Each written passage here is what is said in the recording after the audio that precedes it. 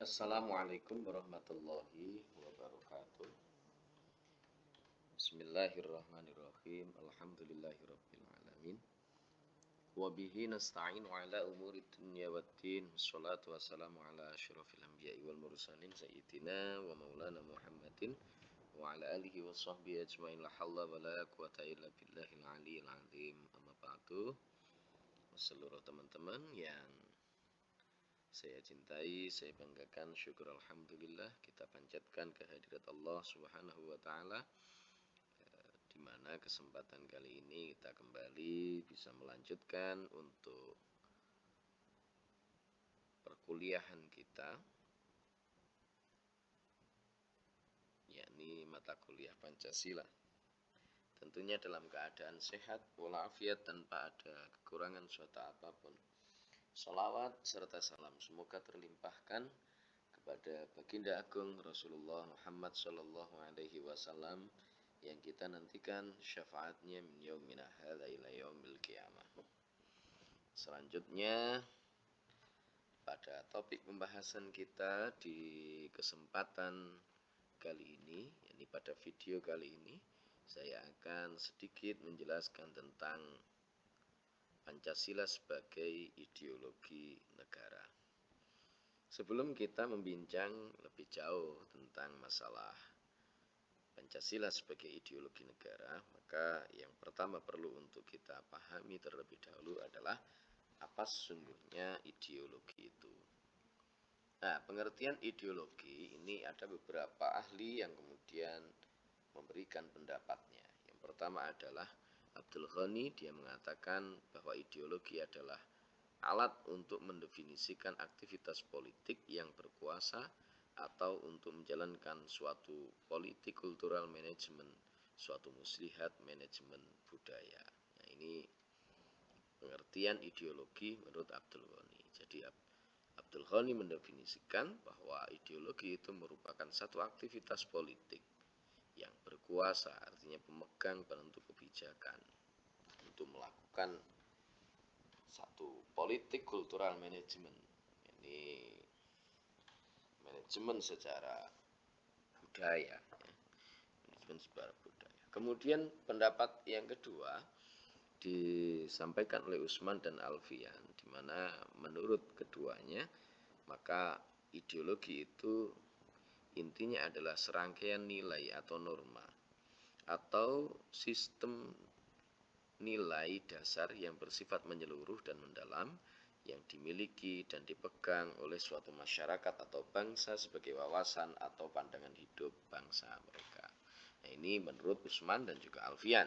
Jadi intinya ideologi itu merupakan nilai-nilai atau norma, aturan yang menjadi sistem dasar secara menyeluruh, ya, yang dimiliki oleh satu bangsa, di mana kemudian nilai-nilai tersebut dijadikan sebagai sebuah wawasan, dijadikan sebagai pandangan hidup di dalam kehidupan berbangsa dan bernegaranya. Nah, kemudian juga ada yang menjelaskan bahwa ideologi bangsa itu adalah cara pandang suatu bangsa dalam menyelenggarakan negaranya, ya.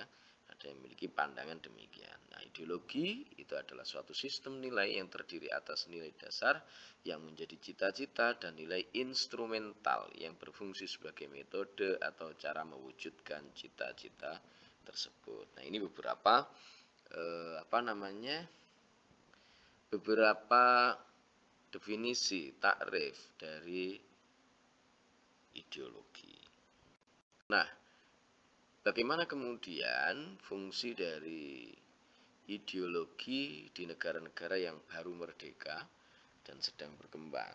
Artinya negara yang baru memperoleh kemerdekaannya, dan juga negara-negara yang belum menjadi sebuah negara maju, masih dalam tahap berkembang. Nah, ini menurut Profesor Wihwat Wrigging, ya, dia mengatakan bahwa ideologi di negara-negara yang baru merdeka dan sedang berkembang itu berfungsi sebagai sesuatu yang confirm and deepen in the identity of their people, sesuatu yang memperkuat dan memperdalam identitas rakyatnya. Jadi di negara yang baru merdeka, inilah fungsi dari ideologi. Juga dalam negara yang berkembang, itu fungsi ideologi adalah confirm and deepen the identity of their people, yaitu sesuatu yang memperkuat dan memperdalam identitas rakyatnya. Nah, kekuatan dari ideologi itu tergantung pada 3 dimensi. Ini menurut Alfian. Dimensi yang pertama itu adalah dimensi realita.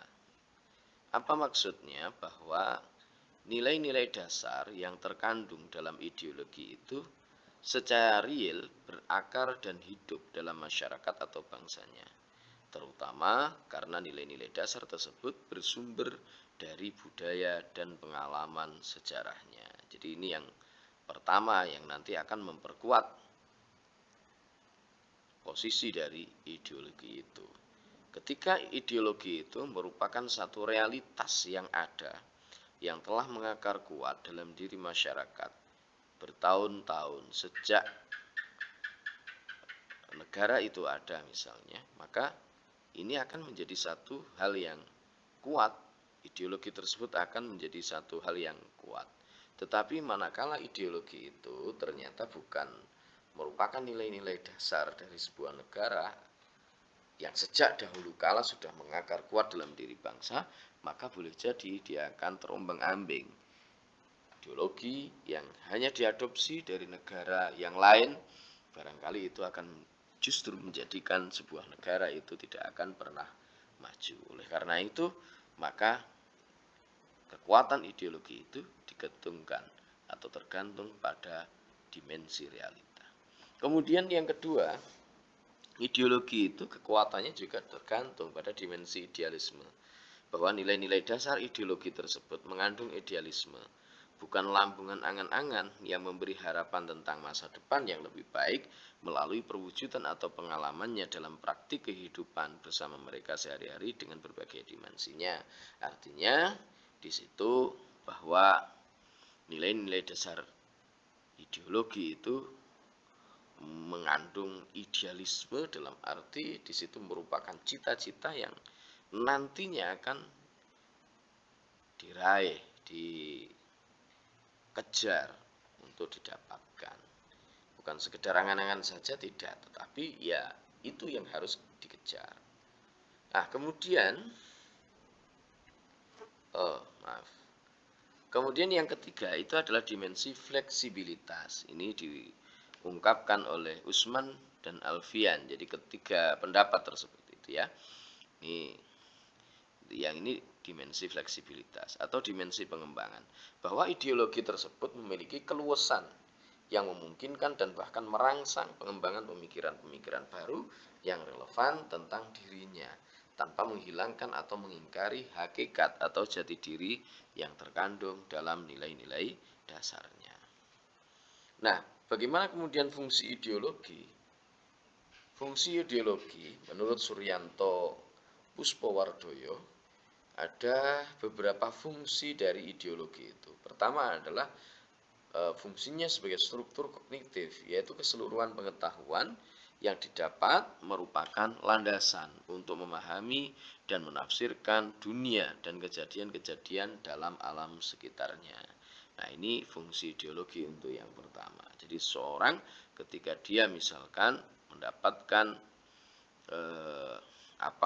satu fenomena, maka dia akan menafsirkan kejadian-kejadian yang ada di sekitarnya itu sesuai dengan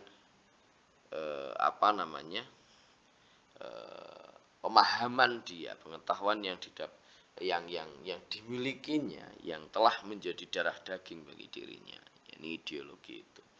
Kemudian yang kedua adalah orientasi dasar dengan membuka wawasan yang memberikan makna serta menunjukkan tujuan dalam kehidupan manusia.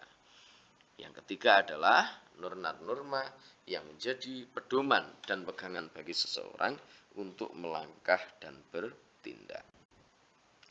Berikutnya ada bekal dan jalan bagi seseorang untuk menemukan identitasnya. Jadi seseorang boleh jadi dia sedang mengejar jati dirinya. Nah, kemudian dari situlah maka ideologi itu kemudian bisa menjadi bekal atau jalan bagi seseorang untuk menemukan identitas tersebut. Kemudian juga ideologi bisa berfungsi sebagai kekuatan yang mampu menyemangati, mendorong seseorang untuk menjalankan kegiatan dan mencapai tujuannya. Karena di situ ideologi juga akan menjadi sebuah tujuan. Ideologi bisa menjadi sebuah tujuan, yang dengan tujuan itu maka seseorang memiliki motif untuk mengejar tujuan itu, bekerja keras bagaimana mewujudkan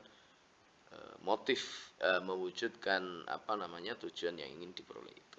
Kemudian ideologi juga berfungsi sebagai pendidikan bagi seseorang atau masyarakat untuk memahami, menghayati, serta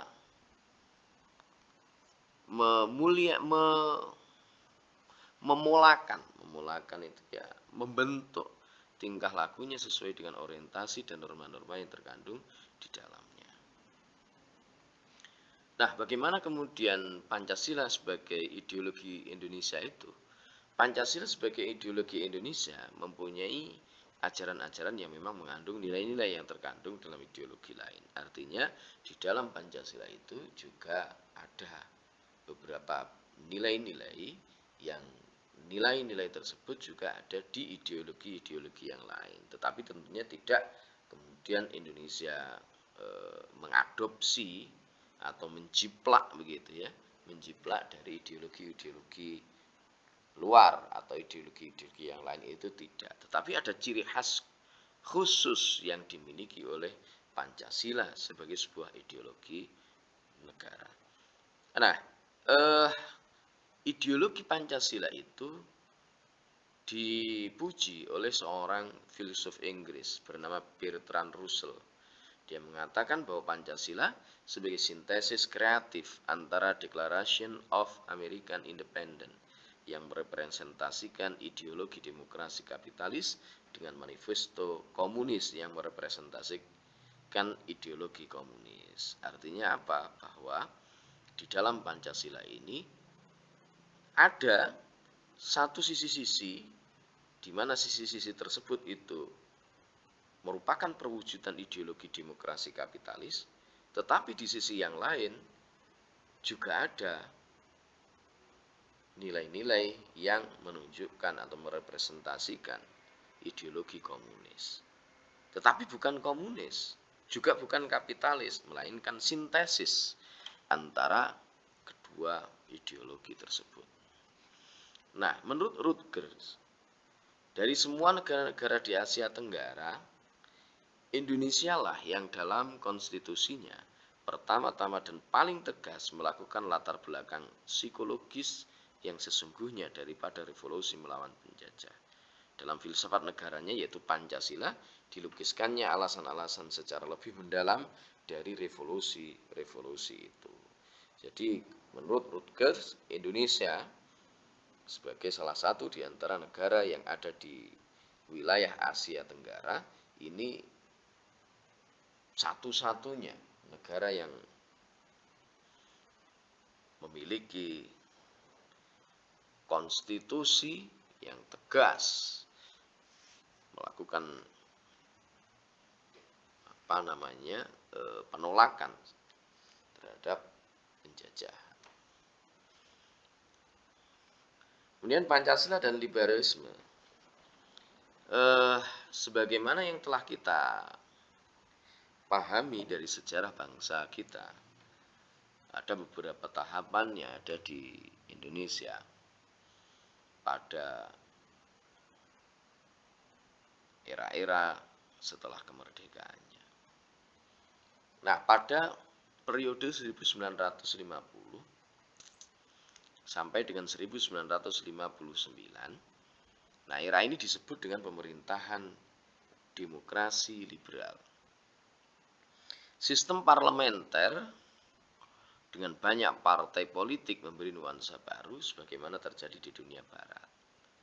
Jadi ada banyak partai politik yang kemudian berkembang kala itu pada tahun 1950 sampai 1959. Nah, oleh sebab itulah karena adanya partai politik yang begitu banyak, maka muncul ketidakpuasan dan juga gerakan kedaerahan, di mana gerakan-gerakan ini ternyata begitu kuat sehingga menimbulkan beberapa guncangan, ya, beberapa pemberontakan kalau mungkin kita mengatakannya demikian. Jadi menimbulkan gesekan-gesekan begitu saja, gesekan-gesekan antar elemen bangsa. Ada misalkan gerakan PRRI dan juga Permesta pada tahun 1957. Nah, tentu karena munculnya gerakan-gerakan semacam ini, maka hal tersebut mengakibatkan pada adanya perubahan yang signifikan dalam kehidupan bernegara. Nah, pada tahun 1950 sampai dengan 1960, ini sebenarnya partai-partai Islam sebagaimana hasil pemilihan umum tahun 1955 itu muncul sebagai sebuah kekuatan, ya, muncul sebagai kekuatan, di mana di situ ada beberapa partai besar Islam seperti Masyumi, kemudian NU, kemudian ada PSII. Namun sayangnya partai-partai Islam itu tidak disatukan dalam sebuah koalisi, ya, tidak disatukan dalam sebuah koalisi. Padahal itu kalau misalkan dimanfaatkan dengan melakukan koalisi, tentu itu akan menjadi satu kekuatan yang begitu luar biasa. Nah, pada saat itu juga PKI ini menduduki 4 besar dalam pemilu 1955. Namun secara ideologis PKI itu belum merapat pada pemerintahan, ya. Nah, lantas bagaimana dengan Pancasila? Pancasila pada saat itu tetap sebagai dasar negara, ya, meskipun dengan konstitusi atau undang-undang 1950. Nah, berkaitan dengan liberalisme, maka Indonesia tidak menerima liberalisme dikarenakan di dalam liberalisme itu ada yang namanya individualisme, di mana titik inti utamanya adalah kebebasan. Sedangkan paham integralistik yang dianut oleh bangsa Indonesia itu memandang manusia sebagai individu dan sekaligus juga makhluk sosial. Oleh karena itu, maka negara demokrasi model barat yang lazimnya itu bersifat sekuler ini tidak diterima dan tidak dikehendaki oleh segenap elemen yang ada di bangsa Indonesia ini. Kemudian bagaimana Pancasila dengan komunisme? Komunisme tidak pernah diterima dalam kehidupan masyarakat Indonesia. Hal ini disebabkan negara komunisme lazimnya bersifat ateis yang menolak agama dalam suatu negara. Sedangkan Indonesia sebagai negara yang berdasar atas ketuhanan yang Maha Esa merupakan pilihan kreatif dan merupakan proses elektis inkorporatif. Artinya, pilihan negara yang berdasar atas ketuhanan yang Maha Esa adalah khas dan nampaknya sesuai dengan kondisi objektif bangsa Indonesia. Ini puncaknya komunisme itu kemudian ditolak pasca terjadinya atau meletusnya G30 SPKI itu.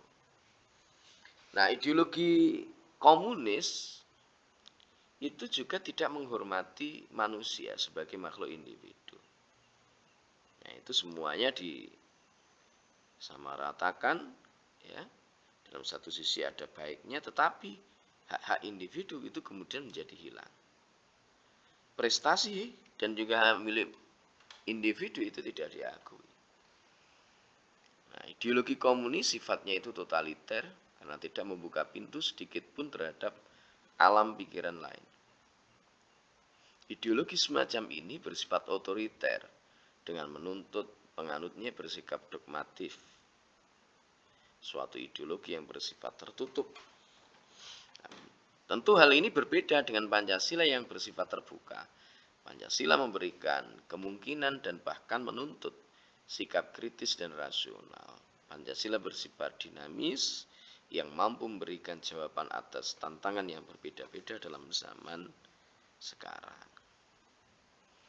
Nah, pelarangan berkembangnya ideologi komunis itu ditegaskan dalam TAP MPR nomor 25 MPRS tahun 1966 tentang pembubaran PKI. Pernyataan sebagai organisasi terlarang di seluruh wilayah negara Republik Indonesia bagi Partai Komunis Indonesia, dan larangan setiap kegiatan untuk menyebarkan atau mengembangkan faham atau ajaran komunisme atau marxisme dan leninisme yang diperkuat dengan TAP MPR nomor 9 MPR garing 1978 dan TAP MPR nomor 8 garing MPR garing 1983. Nah, selanjutnya Pancasila dan agama. Bagaimana kemudian hubungan antara Pancasila dan agama? Pancasila itu merupakan satu karya khas yang secara antropologis merupakan lokal genius bangsa Indonesia. Artinya kecerdasan lokal yang ada di Indonesia ini. Pancasila itu mengisyaratkan bahwa kesadaran akan adanya Tuhan itu milik semua orang dan berbagai agama. Namun Tuhan menurut terminologi Pancasila adalah Tuhan yang Maha Esa. Artinya adalah Tuhan yang tidak terbagi. Yang maknanya sejalan dengan agama Islam, Kristen, Buddha, Hindu, dan bahkan juga animisme. Ya, ini mengandung makna yang begitu mendalam. Karena Esa tidak diartikan satu, itu tidak. Tetapi Esa itu adalah tunggal dan tidak bisa dibagi-bagi. Nah, prinsip ketuhanan yang Maha Esa itu mengandung makna bahwa manusia Indonesia harus mengabdi kepada satu Tuhan, yaitu Tuhan yang Maha Esa, dan mengalahkan ilah-ilah atau Tuhan-Tuhan lain yang bisa mempersekutukannya. Dalam bahasa formal yang telah disepakati bersama sebagai perjanjian bangsa, sama maknanya dengan kalimat tiada Tuhan selain Tuhan yang Maha Esa, di mana pengertian arti kata Tuhan adalah sesuatu yang kita taati perintahnya dan kehendaknya. Prinsip dasar pengabdian adalah tidak boleh punya dua Tuhan, hanya satu tuannya, yaitu Tuhan yang Maha Esa. Ya. Kemudian Pancasila dan agama itu bisa diaplikasikan seiring sejalan dan saling mendukung. Agama dapat mendorong aplikasi nilai-nilai Pancasila, begitu pula Pancasila memberikan ruang gerak yang seluas-luasnya terhadap usaha-usaha peningkatan pemahaman, penghayatan, dan pengalaman Pancasila, pengamalan agama. Baik, terima kasih teman-teman. Mungkin itu materi kita untuk hari ini. Mudah-mudahan bermanfaat. Segala salah dan khilaf mohon maaf yang sebesar-besarnya. Allahul muwaffiq ila aqwamit thoriq billahi taufiqul hidayah. Wa min Rasul sallallahu alaihi wasallam syafa'at tarbiyah. Wassalamualaikum warahmatullahi wabarakatuh.